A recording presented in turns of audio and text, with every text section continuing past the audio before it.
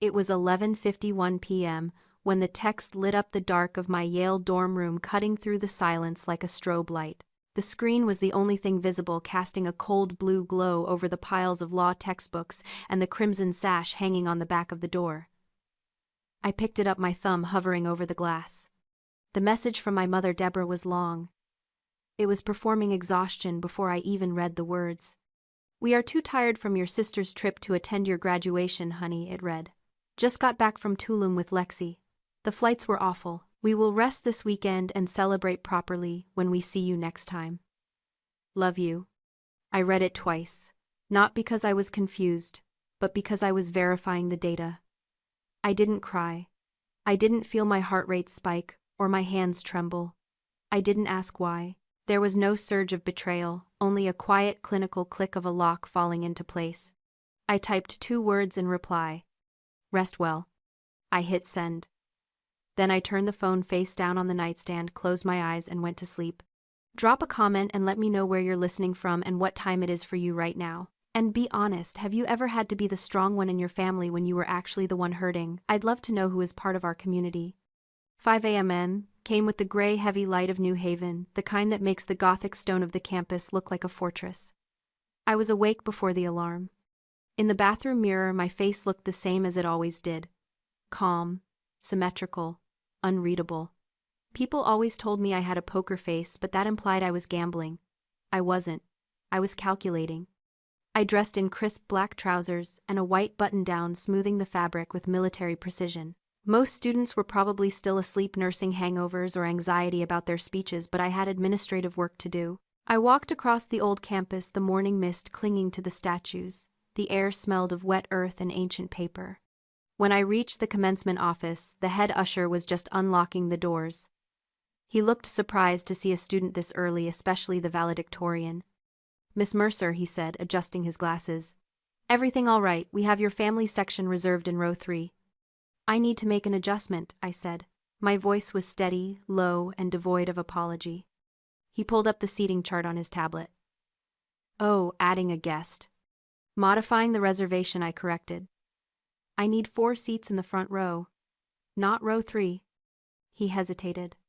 "Front row is usually for administration and honorary guests, but, given your standing, I can move some things." "Who are the names?"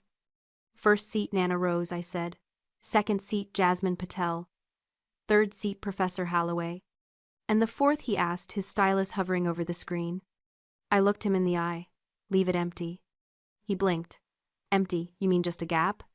"Yes," I said. "I have a lantern I'll be placing there." "A lantern. Okay. And your parents, your sister?" "They aren't coming," I said. It wasn't a confession. It was a statement of fact, like commenting on the weather. The empty seat is necessary. He nodded slowly, sensing the boundary I had erected, and tapped the screen. "Done. 4 seats, front row. 1 empty. Thank you." I turned and walked back out into the cool morning air. As I crossed the quad, I thought about the concept of silence. In my international law classes, we learned that silence in a deposition is often more powerful than shouting. When you stay quiet, the other person reveals themselves. They fill the void with their insecurities, their lies, their desperation. For 22 years, I had been the silent one, the observer. While my sister Lexi performed for cameras and my parents chased the spotlight of her social media fame, I had been in the background watching. I saw the credit card statements they hid. I saw the desperate need for validation that fueled their every move. They thought my silence was weakness. They thought I was the glass child, transparent, fragile, easily looked through. But they were wrong.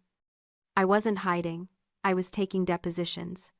Every missed birthday, every forgotten award, every time they looked past me to fix Lexi's hair, it was all data. I had been building a case against them for 2 decades, and today, with 1 empty chair and a vintage lantern, I was finally going to present the evidence. I checked my watch. 6:15 a.m. The sun was breaking over the library. The trial was about to begin. To understand why I replaced my parents with a lantern, you have to understand the specific economy of my childhood home in Rust Belt, Ohio. In our house, attention was a currency, and my sister Lexi was the only authorized vendor.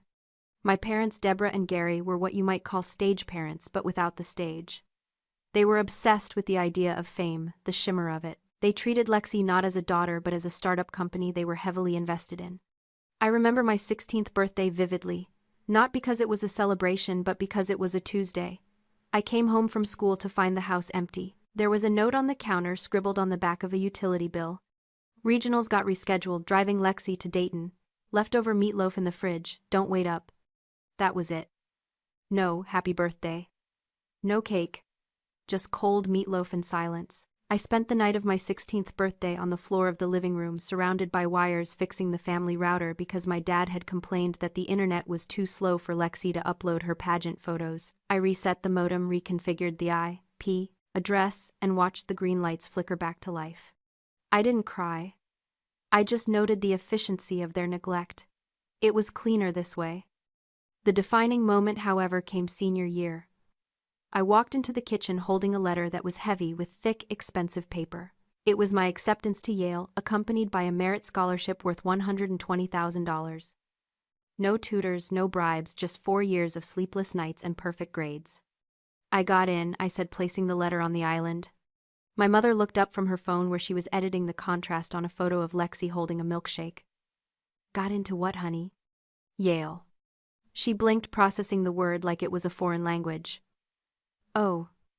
That's far, isn't it? My father looked up from his coffee. He didn't ask about the law program. He didn't ask about the scholarship. He asked, does the scholarship include a +1 for family visits? New York is close to Yale, right? Lexi has been dying to do a photo shoot in Times Square. We could make a trip out of it. I looked at them, and in that moment I understood the physics of my existence. I wasn't invisible.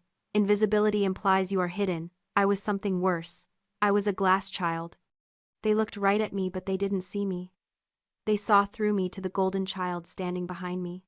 I was just the window pane they looked through to admire the view of their own vanity. I was structural support, necessary, transparent, and utterly unappreciated until I shattered. I took the letter back off the counter. I'll check on the tickets, I lied. I went to my room and filed the letter in my desk drawer right next to the receipt for the router I had fixed 2 years prior. I realized then that I wasn't a member of a family. I was an employee in a failing business. And I had just secured a better offer. Back in New Haven, the reality of graduation morning was vibrating in the air. The heavy bronze bells of Harkness Tower were tolling a deep, resonant sound that you could feel in your chest. The campus was a sea of black robes and excitement.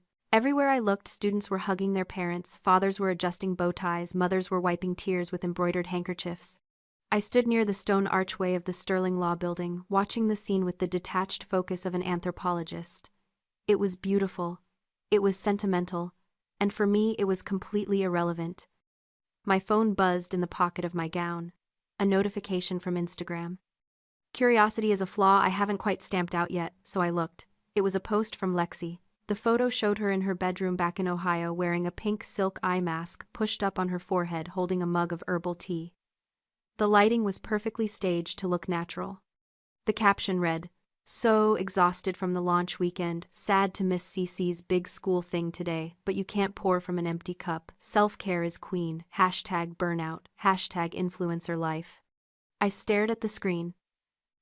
CC's big school thing. She couldn't even name the university. She reduced 4 years of grueling academic warfare at an Ivy League institution to a school thing that was less important than her nap. A second later, a text from my mother popped up. "Hey honey, since we can't be there, make sure you send us a video of your speech, as soon as possible. We want to post it to the family page. Make sure you mention your sister's support in the intro. It would mean so much to her brand." The audacity was breathtaking.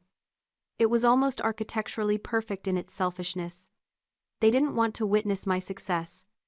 They wanted to strip mine it for content. They wanted to take the one thing that was entirely mine, my intellect, my hard work, my moment, and filter it until it looked like an accessory to Lexi's life. I felt a cold smirk touch the corner of my mouth. They wanted a video. Oh, I would give them a video. But it wouldn't be the content they were hoping for.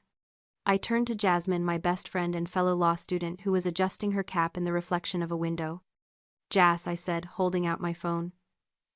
"Take this." She looked at me confused. "Don't you want it for photos?" "No," I said, my voice sharp and final. "I don't want to hear from them until I'm done. Record the speech, though. Especially the front row." The empty chair, she asked softly. The lantern, I corrected. I straightened my sash. The gold lettering of valedictorian caught the sunlight. I wasn't a daughter today. I wasn't a sister. I was a prosecutor walking into a courtroom, and I had the closing argument of a lifetime prepared. Let's go, I said. I walked toward the stage, my heels clicking on the cobblestones with the steady, rhythmic beat of a countdown. The podium at Yale is not just a piece of furniture, it is a pulpit. Standing behind it, looking out at 3,000 faces, you feel the weight of history. But as I adjusted the microphone, I didn't feel heavy, I felt light. Dangerous. I looked down at my prepared notes, a standard speech about academic rigor and future leadership. Then I looked at the front row. There they were, Nana Rose looking fierce in her Sunday hat, Jasmine holding her phone steady, Professor Holloway nodding encouragingly, and next to them the empty wooden chair. On its seat sat the vintage kerosene lantern I had bought from an antique shop on Chapel Street. The flame inside flickered behind the glass, small but unyielding against the wind. I folded my prepared speech and slid it into the pocket of my gown. The silence in the courtyard grew thick. We are often told, I began, my voice amplified across the quad, clear and devoid of nerves, that success is about finding your light. We are told to chase the spotlight, to stand center stage, to be seen. I paused, letting the words settle. But I have learned that the spotlight is a trap. It is blinding. It is hot. And it requires someone else to point it at you. It requires you to beg for their attention, for their approval, for their gaze. I looked directly at the camera lens Jasmine was holding, knowing exactly who would eventually watch this. For years, I waited for a seat at a table that never had a place card for me. I waited for the people who were supposed to support me to turn the spotlight my way. They never did, and I realized something fundamental. You cannot navigate the dark if you are waiting for someone else to light the way. I gestured to the front row. The camera followed my hand to the empty chair. That chair is empty today. The people who should be sitting there, my parents, my sister, chose not to come. They are tired. They are busy chasing spotlights. A ripple of shock moved through the crowd. A collective gasp. I didn't flinch. But I didn't leave it empty to mourn them. I continued, my voice hardening into steel. I left it empty to hold this lantern. Because while the spotlight is about vanity, the lantern is about utility. It doesn't ask to be seen. It allows you to see. It guides you through the work, through the long nights, through the silence. I gripped the sides of the podium. To anyone here who has ever felt invisible, stop waiting to be chosen. Stop waiting for a seat at their table. Go to the woodshop, pick up a hammer, and build your own furniture. Carry your own light, because the only applause that matters is the sound of your own footsteps keeping moving forward. The silence held for 1 second, 2 seconds, and then it shattered. The applause wasn't polite, it was visceral. Students were standing, cheering, some wiping eyes. But I didn't cry. I looked at the lantern burning steadily in the empty seat, and I felt a profound sense of closure. By the time the ceremony ended, the clip was already circling the globe.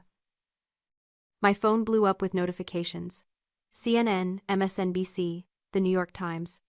I handed the device to a frantic press officer from the university. I will do the interview with Anderson Cooper, I said calmly. But we will discuss meritocracy and the psychology of neglect. If he asks about my family's personal drama, the interview ends. I didn't call home. I didn't check my texts. I went to dinner with Nana Rose and Jasmine, and for the first time in my life, I ordered dessert. 48 hours later, the euphoria of graduation had settled into the grim reality of cleanup. I was in my apartment packing boxes when Nana Rose called. Sienna, she said. Her voice wasn't warm. It was urgent. Have you seen what they did? Who? Your parents. Check your email. I sent you the link. I walked over to my laptop and opened the link. It was a page for a crowdfunding site, and the title made the bile rise in my throat, the Mercer Foundation Supporting Genius. Below the title was a photo of me, one I hadn't authorized, taken from my high school yearbook. And then the text. We are the proud parents of Sienna Mercer, the viral Yale valedictorian. We sacrificed everything, mortgaging our home and working double shifts to send our brilliant daughter to the Ivy League. Her speech was a beautiful tribute to the tough love independence we taught her. Now help us support other parents raising geniuses. Join our Patreon for exclusive family stories and advice on raising successful kids. They had raised $12,000 in 6 hours. I stared at the screen. My hands didn't shake. My breathing didn't hitch. Instead, my brain shifted gears. The daughter was gone. The lawyer was in the room. They mortgaged the home, I whispered to the empty room. That's a lie. I turned to my bookshelf and pulled down a thick black binder. I called it my evidence binder. I had started keeping it when I was 14, realizing that in my house truth was a fluid concept. I flipped it open. Tab 1, the scholarship letter. Full tuition, room and board covered by Yale. Tab 2, my bank statements from working 3 jobs. Tab 3, the wire transfers, I sent them when Dad got behind on the car payments. Tab 4, the deed to their house, which I knew from public records had been fully paid off 5 years ago. They hadn't mortgaged a cent. This wasn't just bad parenting anymore. It was fraud, wire fraud, theft by deception. They were using my name and a fabricated narrative to solicit money from strangers. I picked up my phone and dialed Dean Halloway. He answered on the second ring. Sienna, I saw the page. It's disgusting. It's illegal, I corrected, my voice crisp. I have the financial records proving I paid for my own education. I have proof they are lying to investors, donors, whatever they are calling them. I need to draft a cease and desist. I can have it ready in an hour, Halloway said. Do you want to send it? No, I said, closing the binder with a sharp snap. I want to serve it. They texted me saying they're driving up to New Haven to surprise me. They think they're coming for a victory lap. I looked at the lantern sitting in the corner of my room. Let them come, I said. I'll set an extra place at the table. They arrived at my apartment with the subtlety of a marching band. I heard them in the hallway before they knocked my mother's high-pitched laughter, the click of Lexi's heels, my father's booming voice talking on the phone. They expected champagne. They expected a strategy meeting for Team Mercer. I opened the door. The apartment was dim, lit only by candles. The table was set with 4 bowls and a loaf of sourdough bread. Surprise, Mom shrieked, attempting to hug me. I stepped back, precise and smooth, treating the embrace like an oncoming vehicle I needed to dodge. Dinner is ready, I said. Sit. They sat confused by the austerity. Lexi looked around the room, her phone out. It's a little dark in here, Cece. Can we get a ring light? I want to live stream the reunion. Phones away, I commanded. My tone was not a request. It was a gavel bang. Lexi froze, then slowly lowered the device. We ate the tomato soup in silence. The only sound was the scraping of spoons against ceramic. When the bowls were empty, my father cleared his throat. So, Sienna, he started, leaning back. We've been fielding calls all day. Good Morning America wants an exclusive with the whole family. And we were thinking with the foundation money coming in, we could hire a proper PR firm. Really capitalize on this genius family brand. Yeah, Mom added, her eyes gleaming. People love the story of how we pushed you to be independent. It's very on trend. I wiped my mouth with a napkin, folded it into a perfect square, and placed it on the table. There is no foundation, I said. Dad frowned. What do you mean? We launched it yesterday. It's already trending. I reached under the table and pulled out the black binder. I slid it across the wood. It stopped exactly in front of my father. That is a cease and desist order, I said, along with a file of 22 bank statements dating back to my freshman year. Dad opened the folder. His face went pale as he looked at the highlighted rows. You claimed on a public platform that you mortgaged the house to pay for my tuition, I said, my voice ice cold. That is wire fraud. I have the deed proving the house is paid off. I have the scholarship letter proving Yale paid my tuition. And I have the receipts for the $3,000 I sent you last winter so the car wouldn't get repossessed. Sienna, Mom stammered, we're family. You can't sue us. You aren't family, I replied. You are a liability. And I am mitigating my risk. We raised you, Dad shouted, slamming the folder shut. We gave you the space to become this. From the corner of the room, a voice cut through the air like a knife. Nana Rose stepped out of the shadows. I had invited her, but she had stayed quiet until now. Space, Nana asked, walking to the table. She looked at Deborah, her own daughter, with a gaze that could peel paint. You didn't give her space, Deborah. You gave her neglect. You ignored a child for 20 years until she raised herself. She leaned down, her hands flat on the table. Do not take credit for a sculpture you never touched. The room went dead silent. Lexi looked from me to the binder, terror in her eyes. For the first time she realized that her internet fame, her likes, her brand, it was all smoke. I held the fire. I looked at my father.